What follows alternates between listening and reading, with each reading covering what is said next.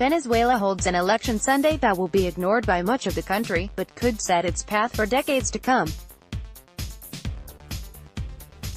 President Nicolas Maduro, fighting to keep control of a restive state, called a vote months earlier than it's traditionally held. In doing so, he defied the international community and risks further punishment for a nation already ravaged by hyperinflation and hunger.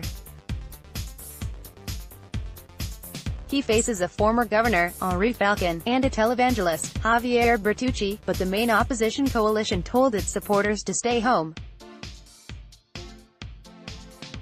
State television has broadcast images of invited election observers from around the region and from Russia and Europe.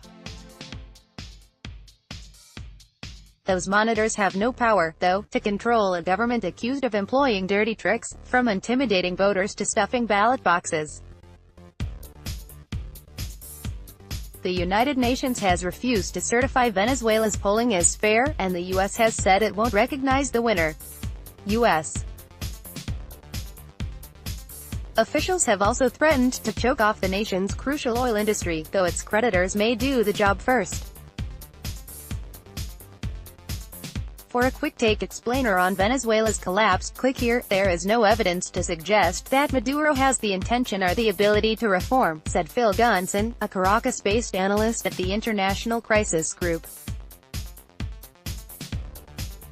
Opposition leaders hold press conference regarding boycott on May 17. The opposition alliance shunned the elections after the government refused to satisfy its demands, including restaffing a compliant electoral authority and providing additional time for primaries. While many polls have given a commanding lead to Falcon, a former soldier and governor, he struggled to gain widespread support as many Maduro opponents accused him legitimizing a sham vote. Bertucci has further split the diminished opposition bloc. But even as Maduro, 55, has consolidated political power, reviving Venezuela's economy has been beyond his grasp. After years of mismanagement and a plunge in oil prices, it's deteriorated to the point that electricity and running water have become luxuries, and malnutrition is rampant. Maduro has dealt out large and profitable sectors of the economy to the armed forces, installing soldiers in key positions at the state oil producer, PDVSA, and empowered the military to oversee the nation's food supply. Demonstrators protest medicine storage in early April. Unlucky number waiver. The president, a former bus driver and foreign minister, has given little indication of his plans to remedy inflation that may hit 13,000% this year, and an economic contraction that could reach 9.2%, according to a Bloomberg survey. Maduro's promise of an economic revolution is complicated by the threats from U.S. to punish the nation's oil industry.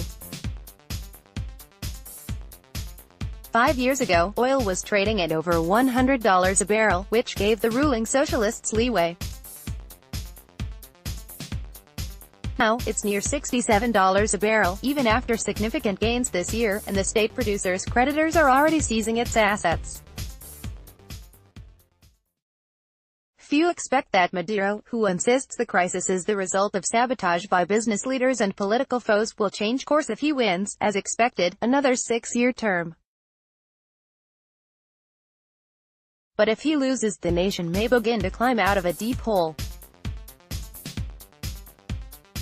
Worthless currency. Falcon and his advisor Francisco Rodriguez, until recently the chief economist at boutique investment firm Torino Capital, want to dollarize Venezuela's moribund economy, swapping the worthless bolivar for the greenback, as Ecuador and El Salvador have done. They say their proposal would unwind years of Byzantine currency controls and provide monthly subsidies to offset the adjustment. Bertucci, a businessman and evangelical preacher, has focused on promoting Christian values, rather than on specific policy proposals. He's said the economy must be fixed, corruption fought, and the nation's humanitarian crisis healed, but has offered few ideas about how he might go about doing that. The polls are officially open from 6 a.m. to 6 p.m. local time, and analysts say abstentions may hit 50%. The size of the crowds in line may give a clue of the nation's trajectory.